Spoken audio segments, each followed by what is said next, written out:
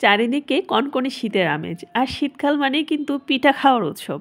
আর তাই আজকে আমি আপনাদের জন্য নিয়ে আসছি বিন্নি চালের পিঠা। আসসালামু আলাইকুম viewers, welcome back to my channel. আজকে খুবই সহজভাবে পারফেক্ট এই বিন্নি চালের পিঠা তৈরি করে দেখাবো। প্রথমে আমি এখানে একটি কুড়ানো নারকেল নিয়েছি আর এটার মধ্যে দিয়ে দিয়েছি তেজপাতা, এলাচ, দারচিনি, সঙ্গে দিয়ে দিয়েছি হাফ কাপ চিনি, লবণ দিয়ে দিচ্ছি স্বাদ মতো। এবার চুলার ফ্লেমটা অন করে সব কিছু মিশিয়ে জাল করতে হবে। আর চুলার ফ্লেমটা অবশ্যই লো টু মিডিয়াম রাখবেন।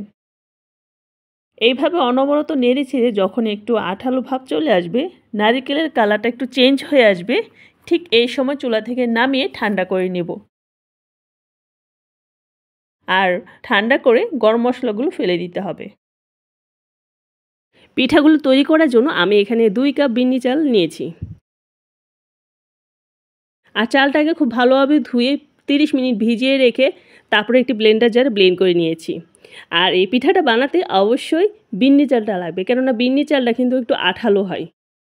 এখন দিয়ে দিচ্ছি স্বাদ মতো লবণ। লবণটা দিয়ে এইভাবে হাত দিয়ে মিশিয়ে নিচ্ছি। অল্প অল্প করে পানি দিয়ে এইভাবে মিশিয়ে নেব।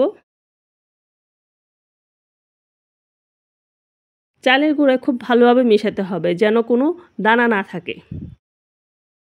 চালের গুঁড়োগুলো একেবারে রেডি। এখন এগুলোকে বানানোর পালা।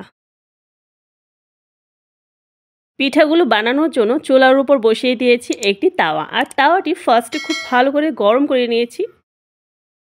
এবার চুলার ফ্লেমটা লো টু মিডিয়াম রেখে একটি চামচ দিয়ে এইভাবে চালের গুঁড়োটা দিয়ে একটা ঢাকনা দিয়ে দিচ্ছি।